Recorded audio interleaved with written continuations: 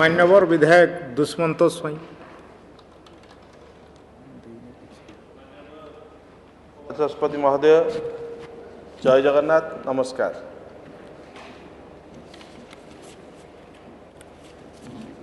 आज ये पवित्र गृह आमर विरोधी दलर वरिष्ठ सभ्य माने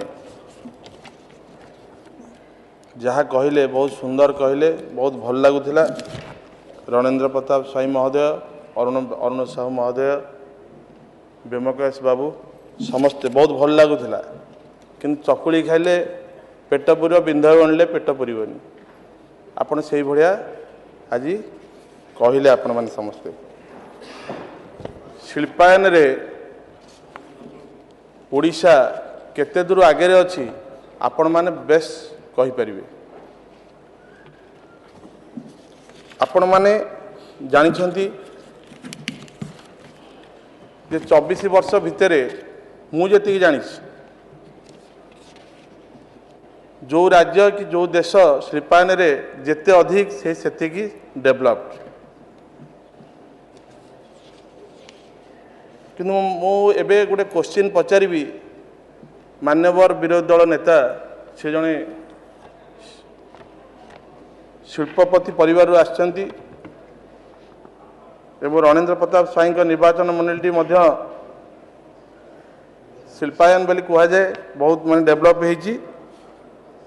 किंतु मोर कहबार गोटे कथा अच्छी जे आपण माने गोटे कम्प्रिहेंसिव डेवलपमेंट प्लान बा स्पेशल जोन फॉर इंडस्ट्री 24 वर्ष भितर करछंती कि आपण मानक पाखरे गोटे राज्य आंध्र प्रदेश अलग होला परे मध्य जोटा वर्तमान आंध्र प्रदेश अच्छी आपण जाके सेटा देखिबार दरकार थिला 24 वर्ष भितर कि जेबेटो अलग होला थिला कोन एबे हेछि कोन। गोटे इंफ्रास्ट्रक्चर डेवलपमेंट आपण देखु सेठी कम्युनिकेशन आपण देखु सेठी एयरपोर्ट देखु 8टा एयरपोर्ट गोटे छोटिया स्टेट सेठी 8टा एयरपोर्ट इलेक्ट्रिसिटी सब सिटी रे सब गाँव रे डेवलपमेंट एते हेछि शिल्पायन भितर वाटर से पाखे नहीं पहाड़िया अंचल किंतु वाटर सप्लाई रो पूरा फैसिलिटीज अच्छी आउ एम्प्लॉयमेंट से बहुत डेवलप्ड। 24 वर्ष भितर आम से किसी देखिपारू ना किंतु आमर मोहन माझी सरकार को धन्यवाद दवा कथा जो ऐतिहासिक बजेट तैयारी करछंती मु निश्चित भाव में समर्थन करुच्ची एवं आंतरिकता सहित धन्यवाद दौची। ये बोध हुए यदि जगन्नाथ महाप्रभु आशीर्वाद हुए ये बोधे सारा भारत वर्ष गोटे नंबर 1 ऐतिहासिक बजेट हम।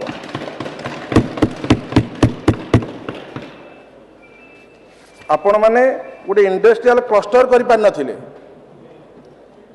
टेक्सटाइल हो, फूड हो कि स्टील हो, सीमेंट हो, जेकोसी हो आम सब जिन बाहर आनी किंतु मान्यवर मोहन माझी सरकार गोटे शिल्प कॉरिडोर तैयारी करछंती जहाँ कि 50 कोटी टका व्यय बराद करछंती। मल्टी मॉडल लॉजिस्टिक पार्क करछंती, मेगा फूड पार्क करछंती एवं इंडस्ट्रियल क्लस्टर पई लैंड बैंक मध्य तैयारी करछंती जहाँ पई 200 कोटी टका व्यय बराद करछंती। ये गोटे छोटिया कथा नहीं। गोटे इंडस्ट्रियल क्लस्टर डेवलपमेंट प्लानटा करवाटा गोटे छोटिया कथा नुहे। मुझे धन्यवाद दूँ मोहन माझी सरकार को जे आपण गोटे एत बढ़िया जिनटे मुंडे पुरई आपण मैंने सेटा को डेवलप करने चिंता कर। गोटे दुखर विषय गोटे कलिंग स्टूडियो जो समय तैयारी होता रामोजी फिल्म स्टूडियो से समय तैयारी होता। आज रामोजी फिल्म स्टूडियो प्रति वर्ष $1 ट्रिलियन रोजगार करछि किंतु कलिंग स्टूडियो केते टंका रोजगार कर 24 वर्ष भर आपण मान तार कहे ता विषय में। आज सब फिल्म सिद्धांत भाई बसचंती, आकाश बाबू बसचंती मते कहि परिबे 100 भागरु 80 भागरु 90 भाग फिल्म हॉल वर्तमान सारा ओडिशा रे अपार्टमेंट हो साराणी, कमर्शियल कॉम्प्लेक्स हो साराणी, बाबाई बसचंती बिल्डर, होटेल हो साराणी, मल्टीपर्पज हॉल हो साराणी एवं अनेक जगार से फिल्म हॉल को कल्याणी मंडप परिणत कर सारे।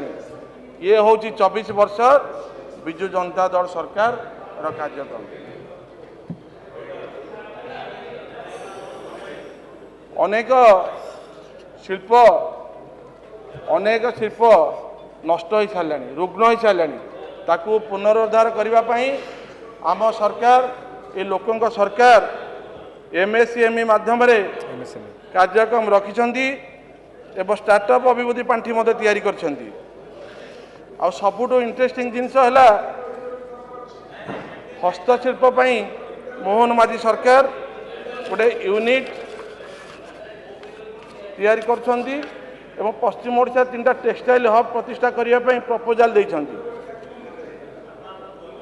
ମୁଁ ଗୋଟିଏ କଥା ଆପଣମାନଙ୍କୁ କହିବି, ଏଇଟା ନିଶ୍ଚିତ କଥା, ଏଇ ଅଳ୍ପ ଦିନ ତଳେ ମାନ୍ୟବର ମୁଖ୍ୟମନ୍ତ୍ରୀଙ୍କ ପାଖକୁ ମୁଁ ଯାଇଥିଲି। ନବୀନ ପଟ୍ଟନାୟକ ମହୋଦୟ ଯେତେବେଳେ ମୁଖ୍ୟମନ୍ତ୍ରୀ ଥିଲେ ସେ ଅନେକ ବାର ପ୍ରବାସ ଯାଇଛନ୍ତି, କିନ୍ତୁ କେତୁଟା ଇଣ୍ଡଷ୍ଟ୍ରି ଆଣିଛନ୍ତି, ପୋପଙ୍କ ପାଖରେ ବୁଲିଛନ୍ତି ୟୁରୋପରୁ ଆଣିବା ପାଇଁ। କେତୁଟା ସରକାର ଏଠି ଇଣ୍ଡଷ୍ଟ୍ରି ବସାଇଛନ୍ତି ସେ ତାଙ୍କର ଜବାବ ଦେବେ। କିନ୍ତୁ ଏ ଅଳ୍ପ ଦିନ ତଳେ ପ୍ରବାସୀ ଓଡ଼ିଆ ଆସିଥିଲେ ଲଣ୍ଡନରୁ, ତାଙ୍କୁ ମୁଁ ନେଇକି ଯାଇଥିଲି ମାନ୍ୟବର ମୁଖ୍ୟମନ୍ତ୍ରୀଙ୍କ ପାଖକୁ ଏବଂ ସେମାନେ ବୁଲି ସାରିଲା ପରେ କହିଲେ ଆମେ କେବଳ ଲଣ୍ଡନ ନୁହେଁ ସାରା ଭାରତ ସାରା ୱାର୍ଲଡରୁ ମିନିମମ୍ 50ରୁ 100ଟା କଣ୍ଟ୍ରିରୁ ଆମେ କଥାବାର୍ତ୍ତା ହେଇଛୁ। ଆମର ଗୋଟେ ଆସୋସିଏସନ୍ ଅଛି, ଆମେ ସମସ୍ତେ ଆସିବୁ, ଓଡ଼ିଶାରେ ଇନଭେଷ୍ଟମେଣ୍ଟ କରିବୁ ଏବଂ ମୋହନ ମାଝୀ ସରକାରକୁ ସଶକ୍ତ, ସମୃଦ୍ଧ ଏବଂ ବିକଶିତ କରିବୁ। ଜୟ ଜଗନ୍ନାଥ, ଜୟ ଜଗନ୍ନାଥ।